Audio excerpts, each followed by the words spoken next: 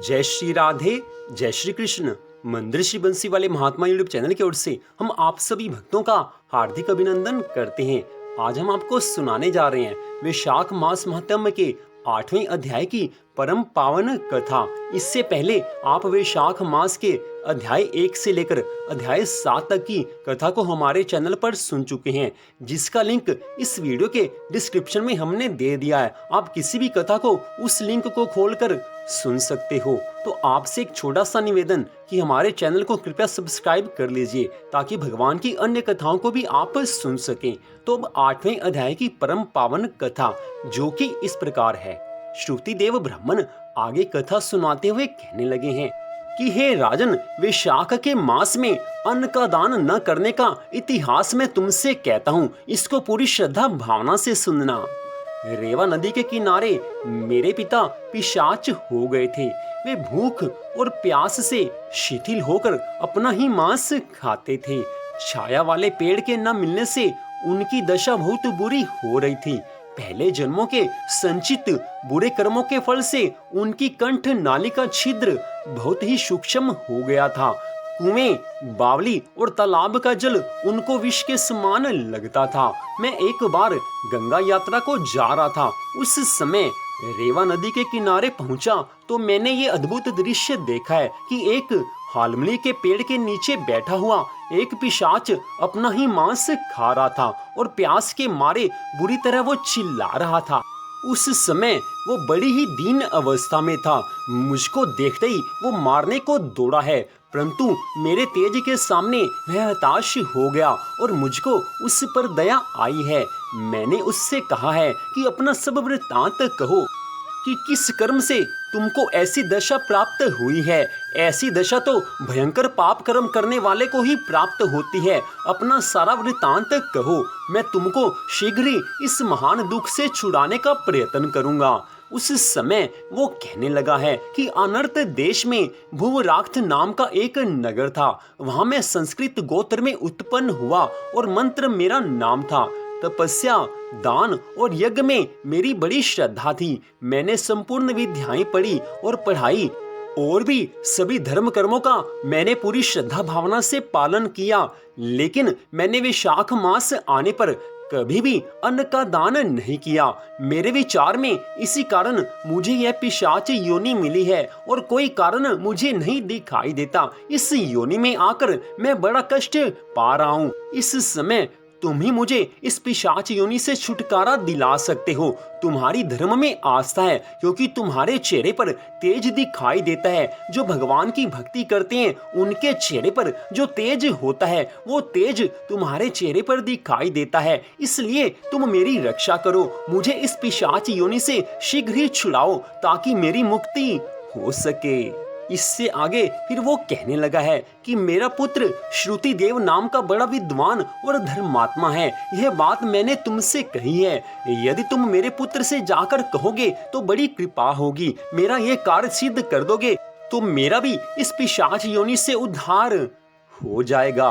इतनी कथा सुनाने के बाद श्रुतिदेव ब्राह्मण उस राजा से कहने लगे हैं कि हे राजन, उस समय मैं अपने पिता की यह दशा देखकर, उनकी सब बातें सुनकर दुखी होता हुआ, रोता हुआ उनके चरणों में पड़ गया और उनसे कहने लगा कि हे पिताजी, मैं आपका पुत्र हूँ, देव योग से यहाँ पर आया हूँ। अब आप मुझको जैसी आज्ञा देंगे मैं वही कार्य करूँगा जिससे आपका यह दुख दूर हो सके, जिससे आपको इस पिशाच योनि से छुटकारा मिल सके। वो उपाय आप मुझे बताने की कृपा करें।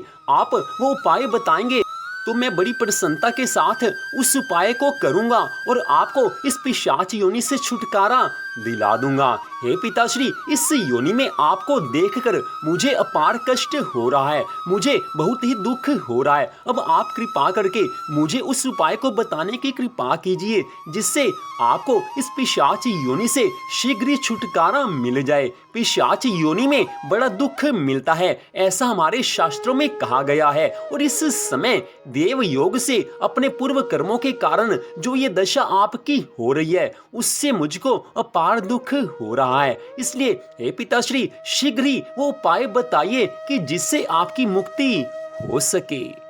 इससे आगे की कथा का वर्णन करते हुए श्रुतिदेव ब्राह्मण मिथिलापुरी के राजा से कहने लगे हैं कि उस समय मेरे पिताजी ने बड़ी प्रसन्नता के साथ मुझको कहा है कि यात्रा करके शीघ्र अपने घर पर जाओ और मेष संक्रांति में स्नान आदि करके भगवान श्री हरि विष्णु के निमित्त अन्न आदि से किसी श्रेष्ठ ब्राह्मण को दान दो, जिससे सुकुटुंब मेरी मुक्ति हो जाएगी, सपरिवार मेरी मुक्ति इसी उपाय से हो सकती है।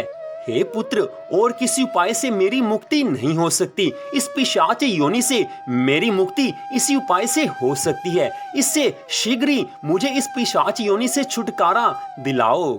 इससे आगे की कथा का वर्णन करते हुए श्रुतिदेव ब्राह्मण कहने लगे हैं कि मैंने अपने पिताजी की इस बात को सुनकर उसी समय तीर्थ यात्रा संपूर्ण की है और अपने घर पर आकर वैशाख मास आने पर अन्न का दान किया है। साधु महात्माओं को, श्रेष्ठ ब्राह्मणों को अन्न का दान किया है, प्यासे लोगों को पानी पिलाया है। पूरी श्रद्धा भावना के साथ मैंने ब्राह्मणों का स्वागत सत्कार किया है, उनको श्रेष्ठ भोजन कराया है और इन कर्मों के प्रभाव से मेरे पिता को पिशाच योनि से मुक्ति मिली है। वैकुंठ लोक से उनको लेने विमान आया है। उस समय मेरे पिता ने मुझको देखा और मुझे आशीर्वाद देते हुए कहा है कि हे पुत्र, तुम्हारे इस कर्म के प्रभाव से मुझे पिशाच योनि से मुक्ति मिली है। ये जो धर्म का कार्य तुमने किया है, इस धर्म के कार्य करने के बदले में तुमको भी भगवान के वैकुंठ लोक में स्थान मिलेगा। इस समय हे पुत्र, तुम्हारे इस वैशाख मास में अन्नदान करने के कारण मुझे इस पिशाच योनि से छुटकारा मिला है। इस वैशाख मास में जो कोई भी अन्न का दान करता है उसको कभी पिशाच योनि में, बुरी योनियों में नहीं जाना पड़ता, उसकी मुक्ति भगवान कर देते हैं। इसलिए हे पुत्र, अपना शेष जीवन भगवान की आराधना में बिताओ और वैशाख मास आने पर सदा अन्न का दान और जल का दान करो। पूरी तरह से नियमों का पालन करो, इससे तुम्हारी भी मुक्ति हो जाएगी। इतना कहकर मेरे पिताश्री वैकुंठ लोक को गए हैं। उस समय वैकुंठ में जाने से मुझको बड़ी प्रसन्नता हुई है, क्योंकि पिशाच योनि से उनकी मुक्ति हुई है। एक पुत्र के जीवित रहते अगर उसका पिता किसी पिशाच योनि में पड़ा हो, किसी गलत योनि में पड़ा हो, तो पुत्र को तो दुख होगा ही होगा। लेकिन भगवान की कृपा से वैशाख मास में अन्न के दान से मेरे पिता को पिशाच योनि से मुक्ति मिली है। सो हे राजन, जो कथा तुमने पूछी थी वो सारी कथा मैंने पूरी तरह से तुम्हें सुनाई है। हे राजन, वैशाख मास का महात्म्य है ही ऐसा कि इस वैशाख मास में थोड़े से धर्म के पालन के बदले में भगवान अपने वैकुंठ लोक को भी दे डालते हैं। भगवान अपने भक्तों पर सदा कृपा करते हैं। जब भी वैशाख मास से आए उस समय हे राजन, पूरी श्रद्धा भावना के साथ भगवान की भक्ति करना, भगवान की प्रसन्नता के लिए अन्न का दान करना, जल का दान करना। ऐसा करने से भगवान तुम पर प्रसन्न हो जाएंगे और भगवान की प्रसन्नता से तुम्हें इस जीवन में सब कुछ मिलेगा। तुम्हारी सभी मनोकामनाएं भगवान की कृपा से पूरी हो जाएंगी। इस मास के देवता श्री हरि विष्णु भगवान हैं। अगर वो प्रसन्न हो गए तो तुम्हें वैकुंठ लोक में स्थान मिलेगा। इसलिए हे राजन, जब भी वैशाख मास का पावन समय प्राप्त हो उस समय पूरी श्रद्धा भावना के साथ भगवान की भक्ति आराधना करना, भगवान का पूजन करना।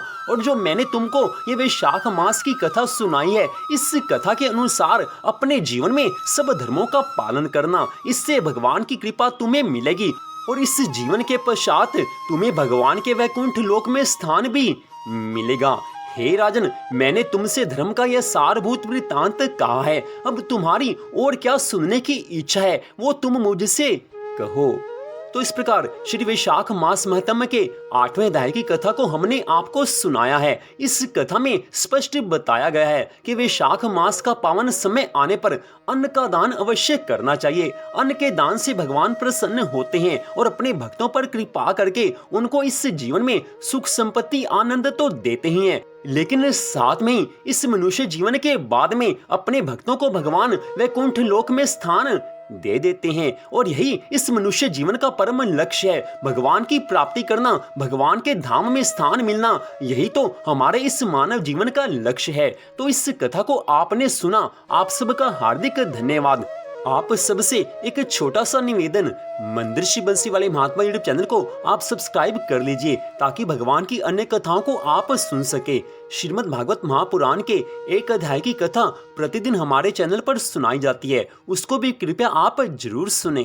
तो आज की इस कथा को सुनने के लिए फिर से आपका धन्यवाद। भगवान श्री राधा कृष्ण जी की श्री वैशाख मास महात्म्य की कृपा सदा आप सब पर, आपके परिवार पर बनी रहे, इसी मंगल कामना के साथ जय श्री राधा रानी सरकार की, जय श्री कृष्ण भगवान की, जय श्री लक्ष्मी नारायण भगवान जी की, जय वैशाख मास महात्म्य की। जय जय श्री राधे, जय जय श्री राधे, जय जय श्री राधे श्याम।